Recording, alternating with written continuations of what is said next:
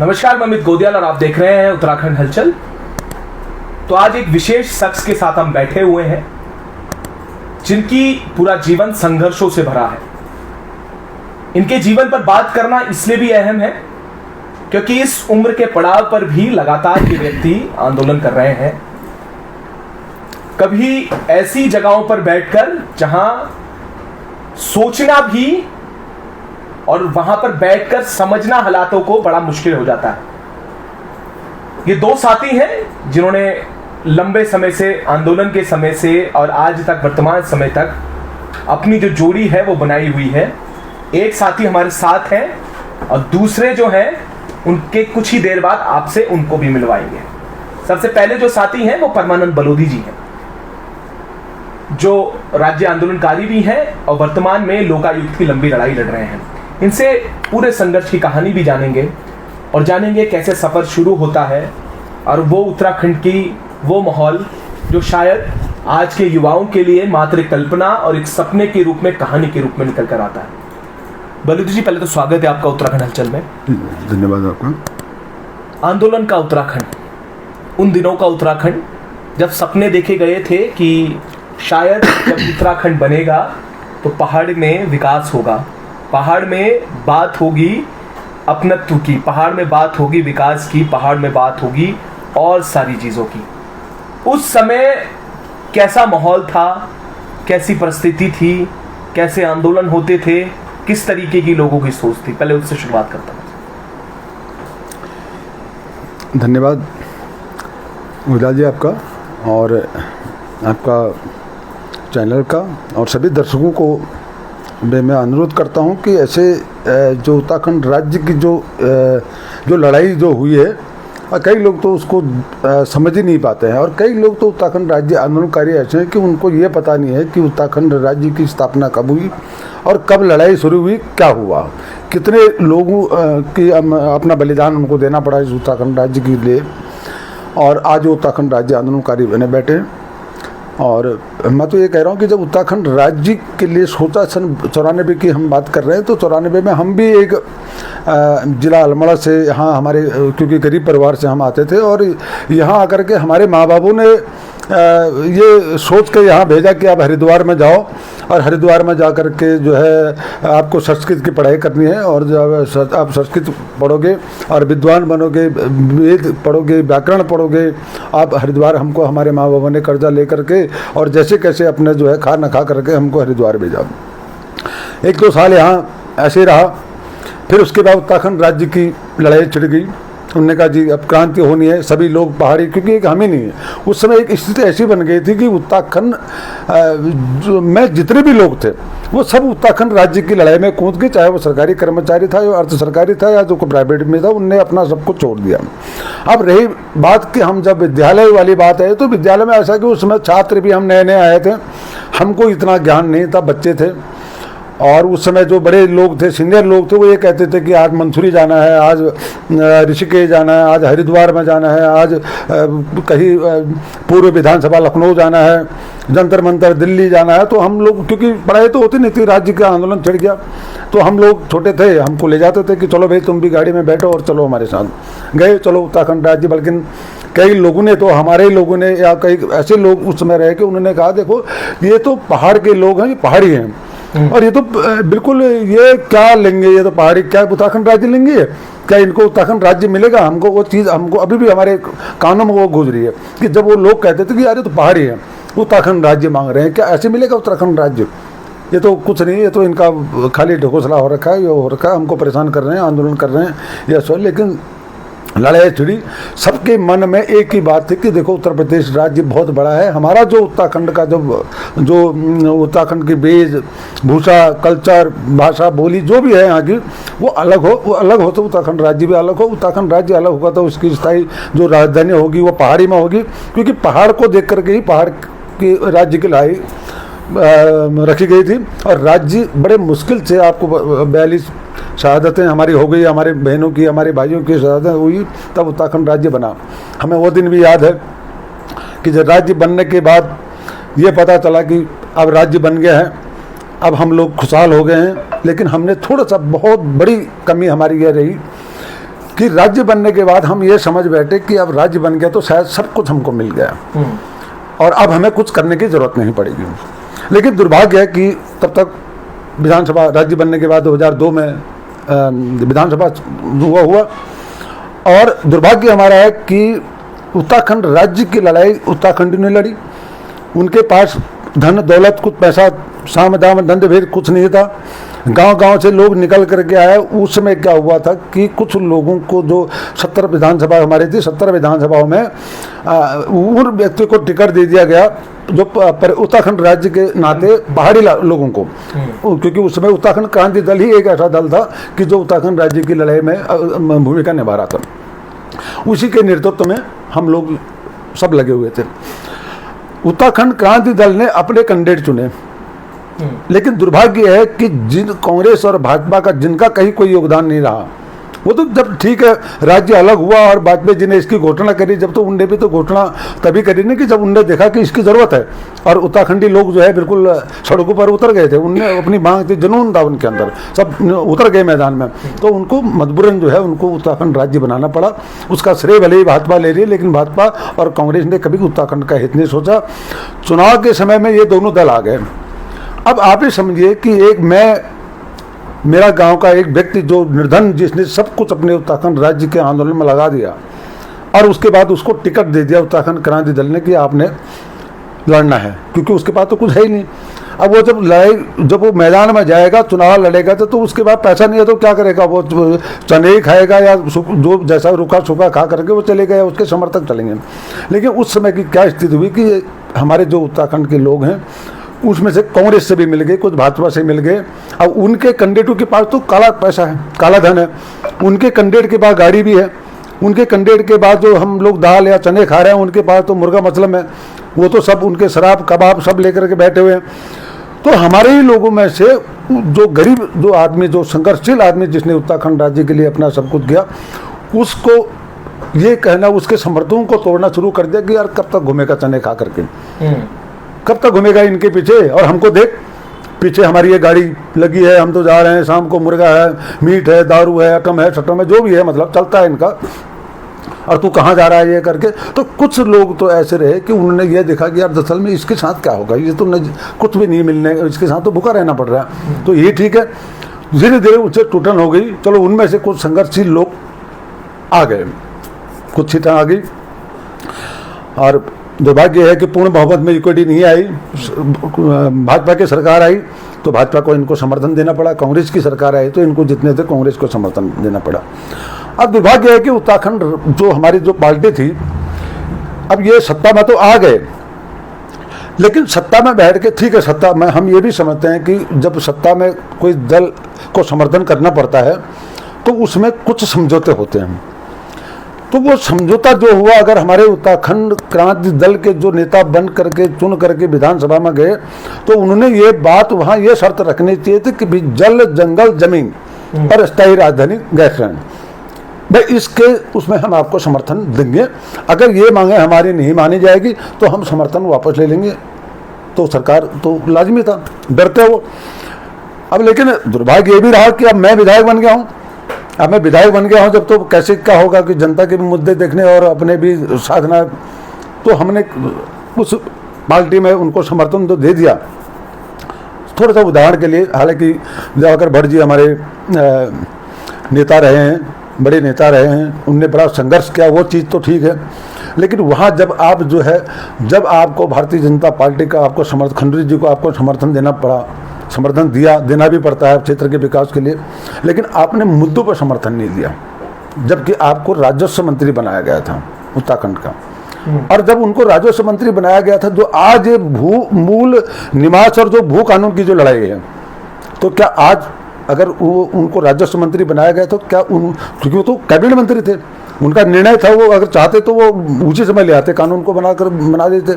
लेकिन कुछ कानून खंडूरी जी ने उसको जो लागू किया, चलो, और उनके बाद अपना हमारा उत्तराखंड जो मूल जो लड़ने वाले थे वो लोग जो है सब तितर बितर, कोई कांग्रेस में घुस गया, कोई भाजपा में घुस गया, और ये सब कभी कोई आ रहे हैं हमारे जसवंत सिंह बिष्ट जी रहे वहाँ से बहुत।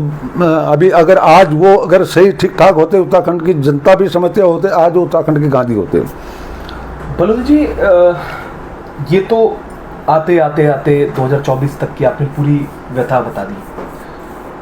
मैं उन दिनों में भी आपको ले जाना चाहूँगा और मैं चाहता हूँ कि जो लोग इसे देखें, जो युवा पीढ़ी इसे देखें, वो जो रामपुर तिराहा कांड हुआ, जो वो कांड हुआ, उसके बाद चाहे मसूरी गोली कांड हुआ हो, खटीमा गोली कांड हुआ हो, हम लोगों ने या हमारे जैसे युवाओं ने इसे किताबों में पढ़ा, पर आपने तो इसे आंखों देखी देखा है, बिल्कुल आंखों देखी, महसूस किया है, वो दर्द महसूस किया है। ये भी मैं चाहता हूँ कि आप वो वाकया, वो पूरी क्या उन दिनों हुआ, क्या ऐसा रहा, क्योंकि हम ये हमेशा ये देखते हैं, मैं लोगों से पूछता हूँ जो आंदोलन के दौर पे लोग थे, कुछ बुजुर्ग हैं, कुछ शायद वो व्याख्या नहीं कर पाते, कुछ वहाँ पर छोटे थे, जैसे आपने कहा कि आप कॉलेज में, कुछ छोटे भी लोग, बच्चे भी वहाँ पर निकले थे। आप उस एज में थे, उस उम्र के पड़ाव पर थे, शायद आप सब कुछ समझ सकते थे, देख रहे थे, महसूस कर रहे थे। जो ये सारे कांड हुए, क्या था, कैसा माहौल था उन दिनों, क्या हो रहा था? माहौल यह था कि उत्तराखंड के हर प्राणी के अंतर्गत में एक ही जुनून था कि उत्तराखंड राज्य लेना है। और राज्य लेना, तो उस समय की स्थिति ऐसी आ गई कि जो जहाँ था उनने कहा कि भाई ऐसा है कि जो अभी जब दिल्ली को जाना है, सब गाड़ियाँ पैक हो गई, 4-5 दिन से व्यवस्था बनने की, मंसूरी से इतनी बसें जाएंगे, वहाँ से इतनी जाएंगे, यहाँ से इतनी जाएंगे, हरिद्वार से इतनी जाएंगे। तो ऐसा प्रोग्राम बना कि हम भी मतलब में इतना समझदारी हमारे अंदर में नहीं थी, लेकिन इतना जरूर था कि जो हमको कहते थे कि जहाँ जाना हमने चले जाना था, क्योंकि स्कूल तो हमको पता ही एक प्रकार से कि स्कूल खुल रहे हैं या नहीं खुल रहे हैं, क्योंकि हम तो चले जाते थे उनके साथ। तो हमारे साथ जो बड़े भाई सुमन बड़ोनी जी हैं, हमारे साथ कई और लोग थे, लेकिन जो अभी वर्तमान में सुमन बड़ोनी जी लगातार एक हम लोग साथ में चल रहे हैं। सुमन बड़ोनी जी बड़े भाई जो है वो साथ में थे, और खुदा ने खाता अंदर जो है महिलाएं बैठी थी, फुल महिलाएं बैठी थी, और बस जिसमें हमने जाना था वो बस निकल गई। तो हमने कहा क्या करें, छत में निकलते हैं, बस की छत में निकल गए। अब बस की छत में निकल गए, यहाँ से जैसे हम रुड़की से पार निकले, तो रुड़की से पार निकले जब, तो हमको वहाँ से सुबगाट आ गई। जब वहाँ लोग आए तो उनने कहा भाई वहाँ लड़ाई हो गई। अब ये लड़ाई किसकी हो गई, हमने सोचा कि लड़ाई किसकी हो गई, ये तो आपस की तो हो नहीं सकती, क्योंकि सारे राज्य आंदोलनकारी हैं। लेकिन अब क्योंकि ये तो हम नहीं समझ पाए, ये कह देते कि वहाँ गोलीबारी हो गई या बौछार, पानी का बौछार हुआ, वहाँ लट पड़े पुलिस के। तो जहाँ पर वो घपला हो रहा था उससे कुछ चंद कम से कम 20-25 बसें जब रुक गई, तो सब लोग तमाशा देखने लगे। जो जहाँ था नीचे कुछ लोग तो उतर ही नहीं। और उस समय जब वहाँ पानी का बौछार पहले हो गया था, वहाँ गन्ने के खेत थे, रोड के किनारे किनारे पे गन्नों के खेत थे। तो जब पानी का बौछार आंदोलनकारी पर उन्होंने किया, पुलिस वालों ने किया, उनको रोकने के लिए बैरिकेडिंग जो है उसमें रोकने के लिए पानी का बौछार लगाया। तो जब लट पड़ने शुरू हो गए, जब तो हमारी जो महिलाएं हैं, क्योंकि उस समय तो स्थिति जान बचाने की थी, कुछ गोलीबारी में कुछ हो गए, कुछ घायल हो गए, नीचे गिर गए, कुछ ने अपनी जान बचाने के लिए छत से छलांग मार दी। गोलीबारी भी शुरू? हाँ, गोलीबारी भी शुरू हुई वहाँ। अच्छा, पहले पानी की बौछारें, पहले पानी की बौछारें हुई, पहले बाद, हाँ उसके बाद उनने सीधा जब भगदड़ मच गई, क्योंकि वो भगदड़ मचाने वाला उत्तराखंड नहीं था, ये तो सत्य है। क्योंकि हमारे आदमी को तो ये भी पता नहीं है कि वो उन्हें जाना था, जिन्होंने एक था कि हमने दिल्ली जाना है। लेकिन बीच की एक साजिश ऐसी रही कि यूपी में मुलायम सिंह की सरकार थी, मुलायम सिंह था। अब राष्ट्रीय पार्टी की नीतियाँ होती हैं, शायद हम गलत कह रहे हैं या गलत हमारे नॉलेज नहीं है। भाजपा की सरकार थी केंद्र दिल्ली में। जब दिल्ली में भाजपा की सरकार थी, उनको ये है कि इतना पहाड़ी तो दिल्ली में है, अगर ये पहाड़ से और पहाड़ी अगर यहाँ आ गए तो दिल्ली में जगह नहीं मिलेगी, इसलिए जो है इनको उत्तर प्रदेश में रोका जाए। और उत्तर प्रदेश में थी मुलायम सिंह की सरकार। तो वो मुझे ये भी हो सकता है, देखो क्योंकि हम ये भी नहीं कह सकते कि यार ऐसा हकीकत है, लेकिन ये भी हो सकता है कि भाजपा की सोची समझी चाल होगी कि उत्तर प्रदेश में मुलायम सिंह की सरकार है और आंदोलनकारियों को उत्तर प्रदेश से यहाँ नहीं आने देंगे। और वो घपला जो उन्होंने मुजफ्फरनगर में जो रामपुर तिराहे पर जो कांड हुआ, मैं तो कह रहा हूँ, मैं धन्यवाद कर नमन करता हूँ उनको, शर्मा जी को, कि हम वहीं पर बसें खड़ी रही। तो शर्मा जी जिनने समाधि के लिए जगह दे रखी है। बिल्कुल बिल्कुल, उनकी दुकान जो, उनकी दुकान भी है। अब उनने कम से कम 2.5-3 बीघा उन्होंने हमारे उत्तराखंड के लिए निःशुल्क बिल्कुल हमारे उनके लिए, लेकिन उस समय उन्होंने जान भी बचाई बहुत। यह तो हकीकत हमारे आंखों के सामने है। उन्होंने वो जो अंदर सारे अंदर भेज दिए कि जाओ अंदर जाओ अंदर जाओ अंदर जाओ, क्योंकि जब ज़्यादा हो गया तो जो हम तो देख रहे थे कि लोग भाग रहे हैं, तो मैंने भी इनको कहा, मैंने सुमन बड़ोनी जी को मैंने कहा, भाई को मैंने कहा भाई साहब शायद, क्योंकि जो गाड़ी के पीछे थे वहाँ भी लट पड़ रहे हैं और औरतें चिल्ला रहे हैं, औरतें भी निकल रहे हैं, आदमी भी जो जवान था वो भग रहा है, लेकिन जो बुढ़ा था कई गिर रहे थे और कई जो है अपना निकल रहे थे कि यार ये तो बहुत ही गलत हो गया। पानी के बौछार से पूरी सड़क और पूरा जो खेत बिल्कुल गीले हो गए थे, भर गए थे। तो मैंने तो छलांग मार दी। मैंने इनको कहा चलो चलो, यहाँ हो गई, लाठी पड़ेगी, गोली भी पड़े, यहाँ आवाज़ आ रही है धनाधन करके, चलो गए। मैंने भी छलांग मार दी। इन्होंने कहा चलो चलो फिर चलो, और हम पीछे के रास्ते नहीं आए क्योंकि सब चुटान हो रहा था वहाँ, हम भाग रहे थे खेत की तरफ को। मैंने छलांग मारी तो मैं तो बच गया, मैं तो निकल गया, मैं भी निकल गया, जहाँ को कुछ इधर को निकले, कुछ उधर को निकले, कुछ उधर को निकले। लेकिन उसके बाद हमारे बड़े भाई सुमन बड़ोनी जी ने छलांग मारी। लेकिन अब इनका पहले से इनका वजन चाहे भारी हुआ होगा, या हो सकता है कि नीचे वो जो गन्ना काटते हैं या कुछ होगा, नीचे एक लकड़ी टाइप की थी ऊपर को, वो इनके पाँव में चुभ गया। छलांग मारते जब नीचे गए तो इनका ये पाँव यहाँ से, ये घुटने, ये नीचे जो ये होता है यहाँ से एक इतना अंदर घुस गया। अब अंदर क्या घुसा देखा तो उठाया जब, तो तब तक जो है खून निकल रहा है।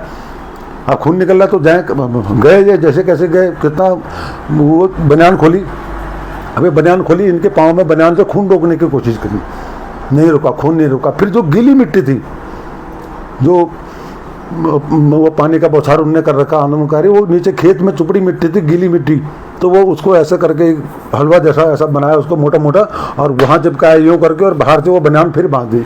लेकिन कहाँ रुकता, पर जैसे कैसे वो पता नहीं भगवान की ऐसी कृपा रहे कि आते आते हम फिर तितर बितर हो गई, कोई कहीं फिर बस हम मुड़ी, वहाँ खून खराब हो गया, देखने लायक नहीं रहा, वहाँ तो कुछ कांड हो गया। तो हमने जो बस थे हमारी, वो बस वाला वापस आ गया वहाँ से, वो बस वाला वापस आ गया, इनको ऐसे ही लाए। और आज आप देख रहे होंगे कि बड़ोनी जी की हालत किस, मतलब मैं वो पाँव ही इनका ख़राब हो गया आज, अब वो पाँव ही ख़राब हो गया। लेकिन मैं कह रहा हूँ धन्य हो, कितने बड़ी, जिनके 3 ऑपरेशन हो चुके हैं और जिनके पाँव, आज उनका पाँव इतना काला पड़ गया, पूरा पाँव काला पड़ गया है, कई इलाज वो करा रहे हैं, लेकिन इतना कुछ होने के बाद भी वो आज संघर्ष कर रहे हैं। तो मैं तो कह रहा हूँ ये उन लोगों के लिए भी सीख होनी चाहिए कि जो लोग जो है, मतलब आज ये समझते हैं कि उत्तराखंड की जो राज्य मिला वो ऐसे ही मिल गया। अरे भाई, हमने और हमारे अपनों ने उत्तराखंड राज्य के लिए लड़ाई लड़ी है, तो आज भी हम लड़ रहे हैं। और वो भी लोग हैं कि जिन्होंने उसी समय खाली हाजिरी लगा दी और आज उत्तराखंड राज्य के बहुत बड़े आंदोलनकारी बने हैं। लेकिन असली लड़ाई जो 96 से लेकर के 2024 तक लड़ रहे हैं, तो कुछ ही लोग बचे हैं कि जो उत्तराखंड राज्य की लड़ाई लड़ रहे हैं। हमें वो दिन याद है कि हमने, हमारे पास उसके बाद भी राज्य बन गया, ठीक हो गया, वो भी उनका ब्लड रुक गया उस समय, तो ठीक हो गया, भले अब परेशानी होगी। और उसके बाद हमने भी क्या सोचा कि हमने कहा राज्य बन गया तो अपने पैतृक जो गांव, मूल गांव हमारा था, अल्मोड़ा था, मैं निकल गया। हमने कहा राज्य बन के तो अपने क्षेत्र में जाएंगे, सेवा करेंगे, वहाँ सरकार बन गई, अब न वो राज्य बन गया तो योजना लाएंगे, सड़क, शिक्षा, स्वास्थ्य, इन 3 विषयों पर हमारा फोकस था कि हमने गांव में जाकर के ये करना है। और क्या भी गांव में जाकर के, क्योंकि जनता जब जागरूक समझ देती कि हाँ ये आ गए, पहाड़ आ गए, हमने भी सोचा पहाड़ के अपने वहाँ सेवा करेंगे, बहुत हो गया, अपने ही करना है, राज्य बन गया, गाँव में जाएंगे। गांव में भी कहेगा तो गांव में देखा कि वहाँ क्षेत्र में कि वहाँ के लोग ना बहुत सीधे लोग हैं, उनको ये पता नहीं कि क्या हो रहा है। तो जब उनके द्वारा हमको बताया गया कि आप तो राज्य आंदोलनकारी हैं, आपने तो इतनी लड़ाइयाँ लड़ी हैं, आप ठीक हो गया, राज्य बन गया, लेकिन यहाँ की समस्याएं बड़ी गंभीर समस्याएं। अरे क्या है, तो वहाँ जो समस्याएं हमको बताई लोगों ने, वो कोई हमारे पास आ रहा है, शाम को आ रहा है, कोई सुबह आ रहा है, कोई सुबह 6 बजे पहुँच जा रहा है, उनका बेटा कि मेरी वृद्धावस्था पेंशन, मैं 70 साल की हो गई, मेरी वृद्धावस्था पेंशन नहीं है। तो हम उनको पूछते हैं कि क्या आपकी वृद्धावस्था पेंशन नहीं है, जब तो आप अपने ग्राम प्रधान को या इनको दो, कैंप लगता होगा, आप कैंप में जाइए, लेकिन कोई बात नहीं, तुमने कभी फोटो वोटो या कोई अपना फार्म आराम भरा, बोला हाँ हमको ले जाते हैं वहाँ रैली में और हमको बोलते हैं कि तुम्हारी पेंशन लगनी है और तुम्हारी, लेकिन आज हमने कई बार फार्म दे दिए हैं और हमारी अभी तक पेंशन नहीं लगी, क्योंकि उनका भी दुरुपयोग हो रहा था। वो नेता लोग, क्षेत्रीय नेता लोग उनका दुरुपयोग कर रहे थे, रैली के नाम पर उनको ले जा रहे थे, पेंशन लगाने के या अन्य उनको लाभ देने के लिए ले जा रहे थे, लेकिन वहाँ जाकर के जो है कुछ नहीं, भीड़ है, उनका कहा ठीक है तुम्हारा फार्म हमने जमा कर दिया, लेकिन वो तो ठीक हो गया, उनको गुमराह किया। लेकिन बात यह है कि वहीं तक सीमित नहीं, उन्होंने, वो औरत या वो माता हमसे शिकायत करती कि मेरी बहू की वृद्धावस्था पेंशन है, मेरी क्यों नहीं हुई।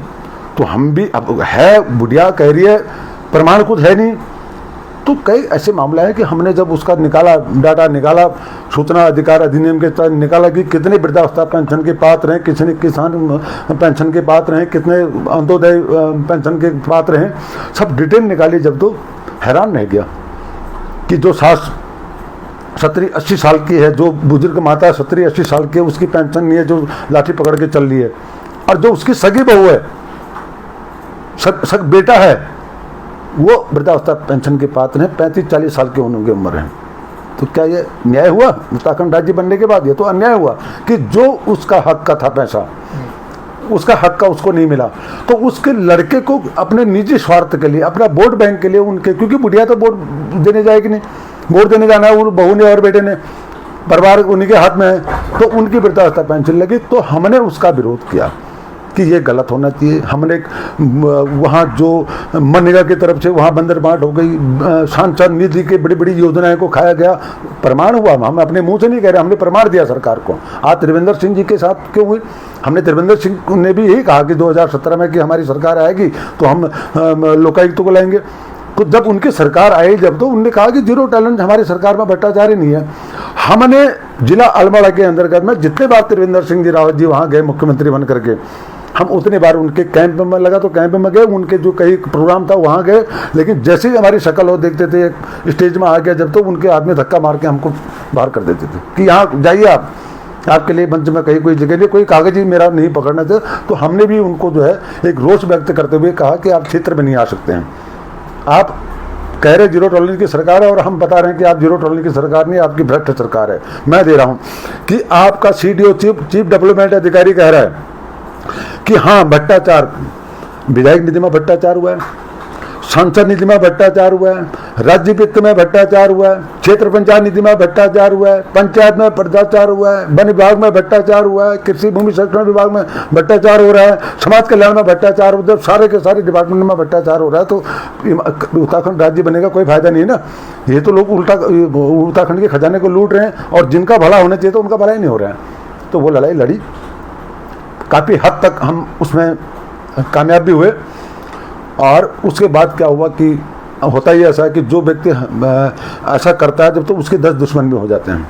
और हमारे पीछे फिर ऐसा हो गया कि उन्होंने एक ठप्पा यह मार दिया, उन्होंने कहा ये तो कांग्रेस का है, जबकि मेरा किसी कोई पार्टी से संबंध नहीं था, मैं उत्तराखंड राज्य आंदोलनकारी था। हाँ, यूक्विटी के नेतृत्व तो उसके बैनर के तले हमने आंदोलन जरूर किए थे, मैं किसी पार्टी का नहीं था, मैं तो उत्तराखंड राज्य आंदोलनकारिता गांव था। भाजपा की सरकार थी या कांग्रेस की सरकार थी, हमने उनके भ्रष्ट अधिकारियों का पोल खोलनी शुरू कर दी। तो भाजपा की सरकार के नेता के खिलाफ अगर बोल रहा हूँ तो ये बोल रहे हैं ये कांग्रेसी है, अगर कांग्रेस के लोगों के खोल रहे तो ये कह रहा है ये उनका एजेंट है। तो वहाँ काम करना बड़ा मुश्किल हो गया। लगे रहे, हम भी लगे रहे, बहुत कूद किया ऐसी जगह में, ग्रामीण क्षेत्र में, कि जहाँ कोई ग्राम विकास अधिकारी नहीं पहुँचता था।